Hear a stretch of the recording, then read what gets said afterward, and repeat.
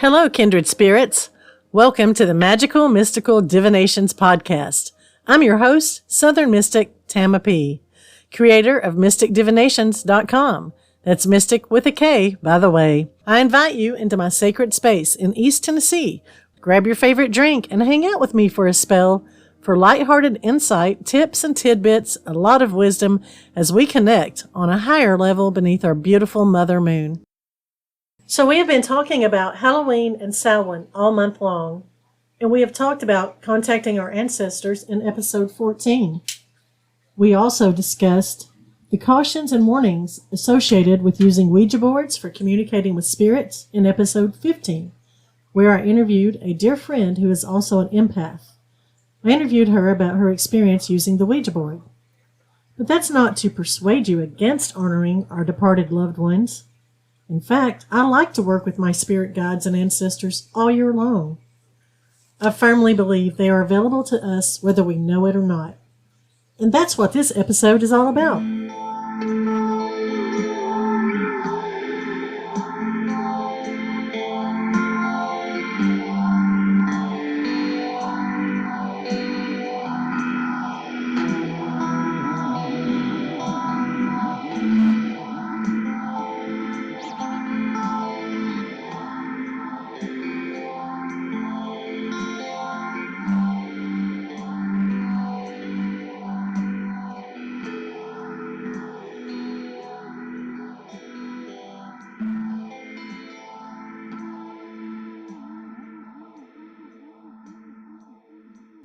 My years of being a paranormal researcher really pays off when it comes to recognizing signs from the spirit world.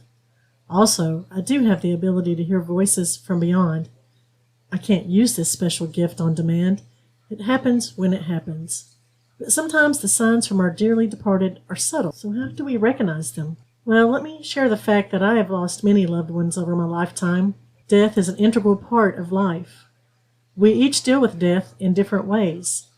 And after experiencing a lot of loss, I learned to deal with it by recognizing that we are all meant to die. We are born to die. We can't choose the way we leave this world, nor the hour which our souls depart from this human body, which is our spirit's temporary home, while here in this dimension. I also learned to wrap my head around the fact that although I will miss my deceased friends and family, I'm still connected to them. They are still with me in memory and in spirit. Our loved ones do not want to frighten us. Well, maybe if they enjoyed doing that in real life, maybe they would enjoy it in the afterlife. Who knows? They often visit us to offer reassurance and love. And during Samhain, when the veil between the living and the dead is said to be thin, we can return that love to the spirit world while also reassuring them we are doing our very best here and assure them that we are making it in this world and that we welcome their guidance. We can do this with candles and meditation and silent suppers. But I spoke about that in episode 14 of season 1, so if you want to check that episode out if you haven't already, that would be greatly appreciated. But it offers details on safely communicating with the spirits. But our spirit guides may have been communicating with us all along if we were paying attention. But in this busy life with so many demands, sometimes it's easy to just dismiss those signs. So let's focus on the most common signs that a loved one is nearby or attempting communication with us. It's very common after a loved one dies to experience strange phenomena. Orbs or balls of light considered to be manifestation of energy can appear, hover, or move around a room. Sometimes orbs are often seen in photographs even though no one noticed anything in the room when the photo was taken. Spirits may also show themselves as a sparkling or shimmering light. However, nothing is there when we turn to look. But we saw it, we were aware of it. I had a similar experience when my closest sister passed away in 2005. Within 72 hours of her passing, I had this experience. I was asleep in bed and it was dark inside the bedroom. We had a small room off of the main bedroom that was used as a nursery for both of our children when they were babies. And my sister loved children, so it's no wonder that she revealed her spirit self in that room that used to be a nursery. I was awakened by either a noise or a sensation or something because when I woke up I was facing away from that small room. Yet I felt compelled to roll over and look because there was this awareness of a light behind me. So I rolled over and I saw a slender shape, not exactly human but upright and glowing in a translucency, which shimmered in faint pastel hues. It was as if this being was looking at me. but yet I couldn't see details. And I was able to watch this shape for many seconds. It didn't suddenly disappear when I rolled over, but within my conscious awareness, I knew it was Sharon. It was just a knowledge that I recognized. As soon as I allowed the thought to register, she disappeared. But I was left with a warm feeling. I looked at the clock and I notated the time. I was wide awake. This was not a dream. But other ways that spirits let you know they are around is when you hear footsteps when there is no one physically in the room or the neighboring room, or when knocks and bangs and other such noises is a regular occurrence. Equipment that isn't turned on can make noises and even turn on by themselves. I can share such a phenomenon with you after another tragic death. This time it was my brother-in-law. He also passed in 2005. This spiritual visit occurred 4 days after we lost him. My daughter was 10 years old at the time, and she asked if he would visit us because his death was so unexpected and tragic that she believed his spirit might not be at rest. I was very honest with my children. No subject was ever taboo. I explained that I wasn't sure if we would hear from his spirit because he preferred to visit his wife and his adult children, but I assured her that he was at peace. He was in no way trapped within the tragedy of his death. That very night, or actually in the wee hours of the next morning, our smoke alarms went off. So my husband and I got up to investigate. We actually unplugged the batteries when we realized there was no real danger. Within an hour of that, one of my son's racetracks for small children started making the revving sounds of a toy car, like when he would press the lever when he was playing with the toy, but we were all in bed, so no one was pressing the toy lever. After the second time this toy made a noise, my husband removed the batteries from the toy, and we tried to go back to sleep. Within a couple of hours, another smoke detector in a different room in the far end of the house went off, and we all just got up, checked everything for safety. And we actually had to sit and talk about this because how is this happening? And then it's sort of like I had this knowing, similar to when my sister visited. I pulled my daughter and my family close to me and I said, "This has been a visit from David. He is letting us know he is okay and that he's always nearby." Because somewhere in between all these strange happenings, I could visualize him standing beneath the smoke alarm, blowing his cigarette smoke up to set off the alarm to get our attention. And after we acknowledged his spirit, not another alarm went off, nor did any battery-operated toys make noises that night. There are other ways that spirits reach out to us. I've heard of people being awakened in the night to hear the radio has been turned on by itself or the television turned on by itself. Even spookier than that is when the station isn't one that you would ordinarily listen to or watch. And it could be even dated back to when the family members was living, whatever era they lived in. Many people can hear their name being called or hear their loved one's voice. These are all ways your loved one is letting you know they are close. Clocks and watches often stop at specific or symbolic times, sometimes at the very moment of death for a person. Or the opposite may happen. Objects that haven't worked for years can suddenly start working for no apparent reason. And sometimes these objects may have belonged to the deceased loved one. And the fact that they're working may be temporary. I mean, it's all very random and strange and unusual. Have you ever left jewelry or a certain item in a specific location and discovered that it's been moved? I haven't experienced that exactly, but I have experienced where an object was misplaced or seemingly lost, and finally it appears exactly where we were searching for it. Scent or odor, aroma, whatever, is a powerful trigger of memories, and this is one of the most common ways in which our loved ones in the afterlife can let us know they are there. You can pick up such scents anywhere from your home, your car, or even your workplace. Common aromas people speak of smelling include cigarette or tobacco smoke. I've definitely experienced that. A particular perfume or cologne. I was once in a house that I smelled a floral fragrance. This was an empty house, mind you. I was a real estate agent at the time. And the seller, when I mentioned that I smelled this certain flower, she said that was her deceased mother's favorite flower. I mean, that was kind of weird, and I didn't mean to spook her, but it did just a little bit. But then she kind of felt at peace.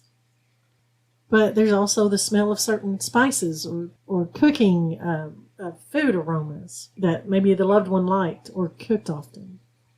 And then there's the scent associated with hobbies, jobs, or activities that the loved one enjoyed when they were alive.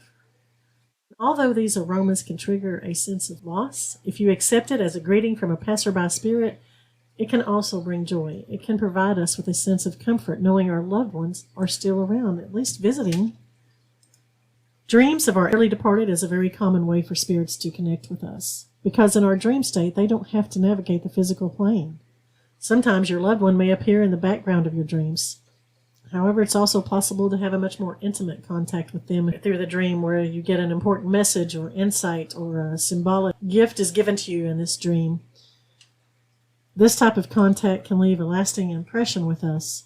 And unlike normal dreams, spiritual dreams are clear, coherent, often contextual, and the memory of them does not fade as easily over time. Some of the details may not be as vibrant, they may become blurry because maybe those details aren't important. Those dreams feel like you were actually with your departed loved one. And sometimes we simply sense the presence of a departed loved one. You might feel a strange feeling inside, even a stirring in your abdomen or an increase in your heart rate.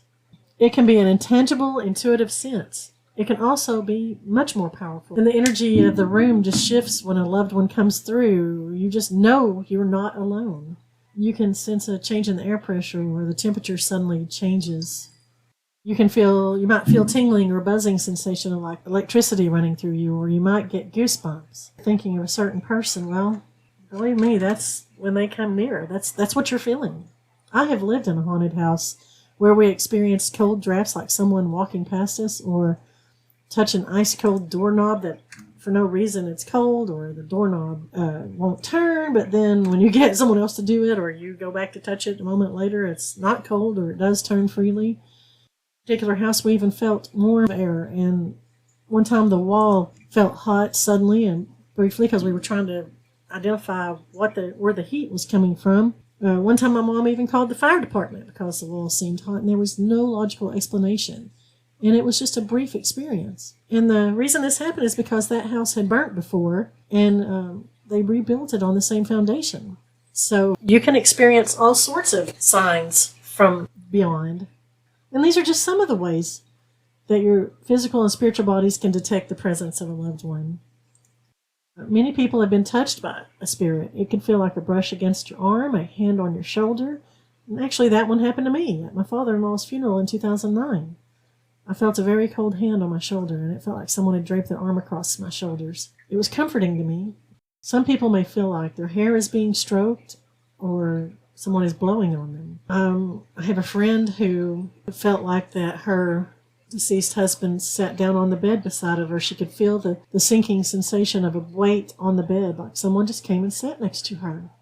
Some people hear the whisper close to their ear, or maybe voices far away that they think they hear, but it sounds like their loved ones. Sometimes you just hear that voice inside your head. And it's just not voices that you hear. It can be noises associated with their jobs or tools or activities that you associate with the person when they were alive. And of course, some signs are not subtle at all. They can be downright alarming at first. Our loved ones can appear to us both in our mind's eye, but in front of us as well, as seemingly real human beings. Solid-looking versions of themselves, but sometimes they're more hazy or transparent or see-through. The apparition is very fleeting most of the time. It doesn't last long. I often wonder if it's because it takes so much energy to manifest in that form. Because essentially, when we get right down to it, we are all just energy. Death means we transfer from one vibration of energy to another. It makes sense that those in the spirit realm find it easy to manipulate electricity, light bulbs flickering, or light bulbs blowing repeatedly, power coming on and off, and other disturbances with electrical devices like your TV, radio, phones, and computers. These can all be signs from our loved ones. Other signs that our loved ones may be passing through would be when you're finding feathers in unexpected places or pennies in strange places. Or you hear a familiar song unexpectedly that reminds you of your loved one. In episode 8 of season 1, I talk about synchronicities and meaningful coincidences.